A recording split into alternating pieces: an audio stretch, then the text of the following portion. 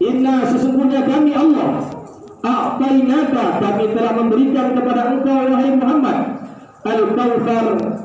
Maka dalam kata al-Kautsar para ulama memberikan dua. Yang pertama, Allah Subhanahu wa taala kan sungguh Allah hanya memberikan telaga Kautsar kepada Nabi Muhammad sallallahu alaihi wasallam. Akan tetapi dua makna yang satu lagi, Allah katakan sesungguhnya kami telah berikan kepada engkau wahai Muhammad al-Kautsar, yakni kebanyakan banyak nikmat yang aku berikan kepada engkau, sehingga Nabi Muhammad sallallahu alaihi wasallam diberi gelar Sayyidul Anbiya, Sayyidul Mursalin. Nabi Muhammad adalah pimpinan para nabi, pimpinan para rasul. Yang ini merupakan adalah suatu kehormatan, suatu kebanggaan, bahkan suatu kemuliaan bagi Nabi Muhammad sallallahu alaihi wasallam. Kenapa? Karena Nabi Muhammad menjadi pungkasan atau menjadi pimpinan para nabi dan para rasul. Sidang jamaah Idul Adha rahimakumullah. Idul Adha merupakan tanda syukur kita kepada Allah Subhanahu wa taala yang mana diharamkan kepada umat-umat sebelumnya, mulai daripada umat Nabi Adam alaihi salam hingga umat Nabi Isa alaihi salam diharamkan oleh Allah memasuki surga sebelum umat baginda Rasulullah sallallahu alaihi wasallam. Sidang Idul Adha rahimakumullah, kita tidak pernah meminta kepada Allah dijadikan sebagai umat Rasulullah, akan tetapi kita sekarang telah terlahir sebagai umatnya Rasulullah. Maka seyogianya kita, sepatutnya kita bersyukur kepada Allah, sehingga nantinya kita juga mendapatkan syafaatul kubra, syafaat yang terbesar pada saat itu. Yauma la dhilla illa dhilluh, tidak ada naungan melainkan adalah naungan dari Rasulullah sallallahu alaihi wasallam. Sehingga Rasulullah sallallahu alaihi wasallam selalu memikirkan ummati, ummati, umatku, umatku. Hadirin sidang jemaah Idul Adha rahimakumullah. Sekarang pertanyaannya, sejauh manakah kita mengikuti ajaran-ajaran yang telah dicontohkan oleh Rasulullah sallallahu alaihi wasallam? Apakah kita mengikuti ajaran Rasulullah dengan sepenuh hati, atau hanya saja kita mengikuti ajaran Rasulullah apa yang cocok dengan nafsu kita? Sidang Idul Adha rahimakumullah, di antara satu ajaran, satu perintah atau satu sunnah Rasulullah sallallahu alaihi wasallam, yakni sekarang kita berkumpul di tanggal 10 Zulhijjah ini. Untuk apa? Untuk mengikuti cara Rasulullah sallallahu alaihi wasallam, yakni dahulu Rasulullah sallallahu alaihi wasallam telah juga membuat perkara ini dengan para sahabatnya, akan tetapi sungguh sangat-sangat jauh. Zaman dahulu Nabi cuma beralaskan dengan tanah, kemudian dinaungi dengan pelepah-pelepah kurma. Summa alhamdulillah, alhamdulillah, kita pada saat ini duduk di karpet yang begitu tebal, dinaungi. Ini pun merupakan rasa syukur kita kepada Allah Subhanahu wa taala. Sidang jemaah Idul Adha rahimakumullah.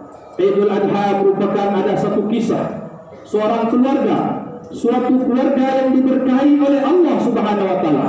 Seorang suami yang diberkahi Allah, seorang istri yang diberkahi Allah, dan juga anak yang diberkahi oleh Allah Subhanahu wa taala. Sidang Idul Adha rahimakumullah, pelajaran besar bagi kita. Kalau kita ingin menjadi orang yang sukses, keluarga yang sukses, istri yang sukses, anak yang sukses, maka contohlah keluarga Nabi Ibrahim alaihissalam. Nabi Ibrahim alaihissalam diuji oleh Allah Subhanahu wa taala. Beliau diuji oleh Allah Subhanahu wa taala tidak memiliki keturunan. Beliau nantikan keturunan ini bukan hanya 1 tahun, 2 tahun, 3 tahun, akan tetapi Nabi Ibrahim menantikan semua hati dengan lamanya 80 tahun. Hadirin yang dimuliakan oleh Allah Subhanahu wa taala, ini pelajaran bagi kita. Beliau mendapatkan anak bukan karena hasil apa-apa, tetapi beliau mendapatkan anak karena dengan sebuah doa, dengan ikhtiar, dengan menghambakan diri kepada Allah Subhanahu wa taala, sehingga Allah uji 80 tahun baru mendapatkan anak. Begitu sabarnya Nabi Ibrahim, begitu sabarnya istri Nabi Ibrahim, Siti Hajar. Allah Subhanahu wa taala tidak hanya uji begitu saja, tak salah anak yang begitu masih dalam keadaan merah. Dalam keadaan merah Allah perintahkan, wahai Ibrahim, pergilah engkau wahai Ibrahim. Anak yang sangat dicinta-cintai, yang sudah dinanti-nanti 80 tahun lamanya. Maka tak kala itu Nabi Ibrahim tahu bahwasanya anak ini merupakan titipan Allah. Sedangkan sekarang ada perintah yang lebih besar lagi. Walaupun nafsu saya sekarang ingin bersama anak, ingin bersama istri, tetapi Allah perintahkan saya untuk pergi. Sidang Idul Adha rahimahullah, Allah perintahkan Nabi Ibrahim meninggalkan anak bukan di tempat yang penuh dengan fasilitas, adanya rumah, adanya AC, adanya segala cukup. Tetapi Nabi Ibrahim diperintahkan oleh Allah Subhanahu wa taala meninggalkan anaknya dengan tempat tanda-tanda kehidupan tidak ada. Sidang Idul Adha rahimahullah, kalau otak kita sekarang berpikir, mungkin kita katakan ini mungkin suami yang durhaka, suami yang celaka. Dia tinggalkan saya sekarang ini di tempat kering kerontak, tidak ada tanda-tanda kehidupan, tampak hijau pun tak ada. Sungguhlah ini suami yang celaka. Tetapi karena istri yang solehah, yang dipupuk dengan agama, maka Nabi Ibrahim katakan kepada istrinya, wahai istriku, sekarang aku diperintahkan Allah untuk meninggalkan kau di sini. Maka seorang istri dengan ikhlas, tahu dia ini merupakan perintah Allah, perintah agama, maka dikatakan, wahai suamiku, kalau ini memang betul perintah Allah, maka tinggalkanlah kami di sini. Sidang Idul Adha rahimahullah, ini merupakan satu kisah seorang suami yang dididik, yang dilandaskan dengan agama, seorang istri yang berfondasikan agama, maka tak akan mustahil lahir anak menjadi pejuang-pejuang agama yang beliau tegar dalam segala masalah. Salat hadirin sidang jamaah salat Idul Adha rahimahullah. Maka dalam kisah tersebut Nabi Siti Hajar alaihi salam ditinggalkan di tempat yang penuh kering kerontak, tanda-tanda air pun tak ada. Maka Ismail pada saat itu mulai menangis, merasakan haus. Kita tinggal sekarang ini alhamdulillah dengan negara yang tropis, kadang-kadang hujan, kadang-kadang panas sedikit. Akan tetapi kita coba lihat di negeri Arab sana, kalau panasnya Masya Allah, tidak akan terbayangkan oleh kita panasnya. Bahkan ditinggalkan bukan di suatu rumah, tapi ditinggalkan di padang pasir. Sidang jamaah Idul Adha rahimakumullah, anak yang menangis, tidak ada upaya dan upaya lagi. Istri pun tidak bisa mengeluarkan susu, maka lari ke sana, lari ke sini. Dilihat di sana seakan-akan adanya air. Siti Hajar lari lagi melihat, dilihat di sana ada air lagi, lari ke sana lihat. Maka dengan pengorbanan inilah menjadikan suatu amal bagi orang-orang yang pergi haji, yakni pergi ke Safa dan Marwah. Safa dan Marwah, inilah kisahnya Siti Hajar. Melihat di sana Safa ada air, beliau kejar ke sana. Ketika lihat di Marwah ada air, kejar lagi, ternyata tidak ada sama sekali. Maka dengan pengorbanan begitu, terik matahari yang begitu panas, maka Siti Hajar alaihi salam mengatakan, ya Zamzam, Zamzam, Zamzam. Maka pada saat inilah air akan muncul, karena hentakan tangisan seorang anak yang ditinggal bapaknya dengan agama.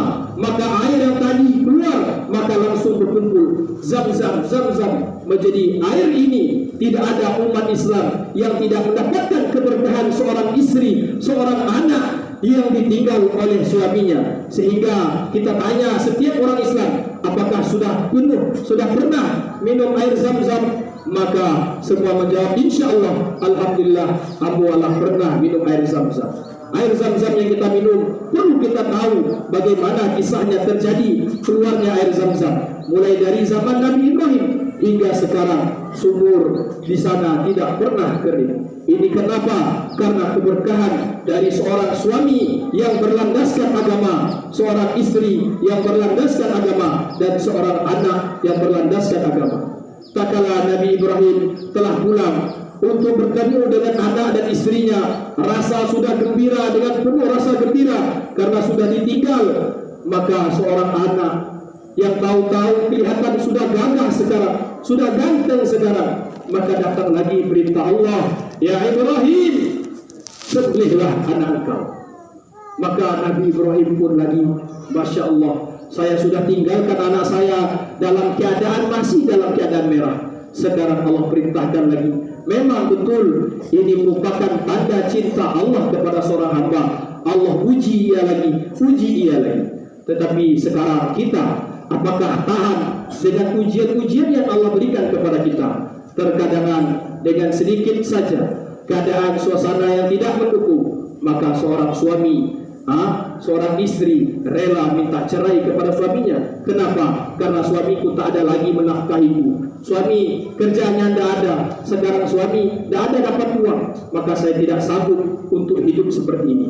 Akan tetapi tadi kisah Siti Hajar ditinggalkan dengan tanpa uang sepersen pun, dan juga ditinggalkan bukan di tempat yang bagus, tetapi merupakan tempat yang penuh kering kerontang.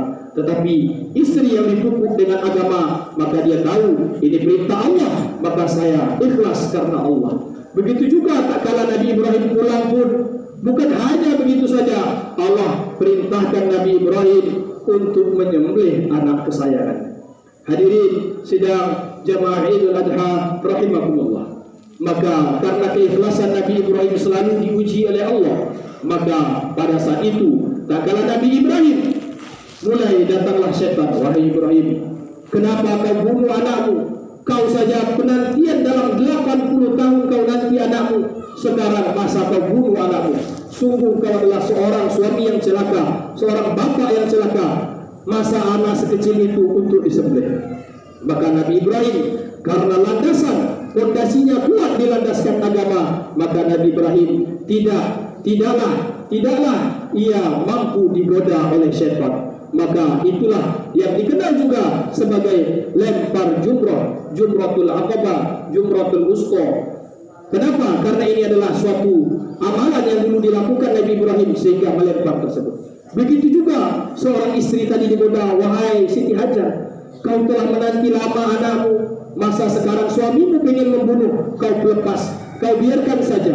Maka karena seorang istri tadi dilandaskan agama, maka Siti Hajar pun tak mampu digoda oleh syaitan la'natul alaih.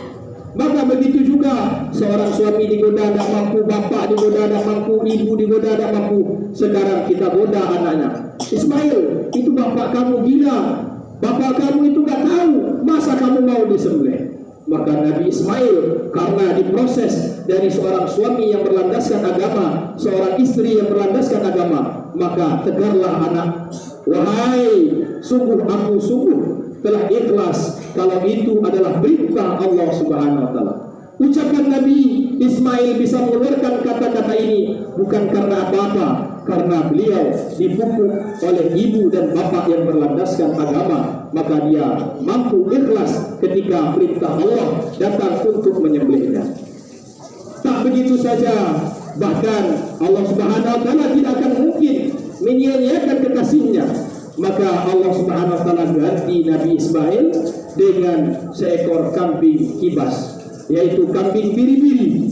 Yang mana kisah kambing biri-biri ini juga ini adalah suatu kisah dari anaknya Nabi Adam alaihissalam, yang mana dahulu ketika beliau punya anak Qabil dan Habil, ketika Qabil diperintahkan untuk mengeluarkan harta zakatnya, maka Qabil keluarkan semua panen-panenannya yang terburuk, gandum-gandum yang terburuk, pokoknya semua yang terburuk. Sedangkan Habil mengeluarkan ternaknya yang paling top, yang paling bagus. Karena kedua orang ini diuji oleh Allah, maka Allah terimalah pengorbanan si Habil, sehingga kambing tersebut Allah angkat dan Allah turunkan ketika kejadian Nabi Ibrahim alaihissalam. Sidang jamaah Idul Adha rahimakumullah.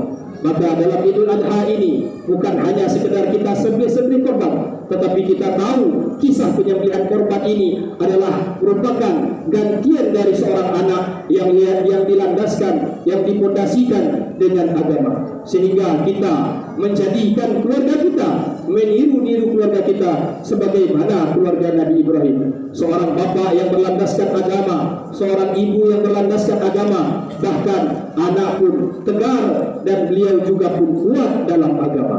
Maka mungkin ini saja yang dapat kami sampaikan.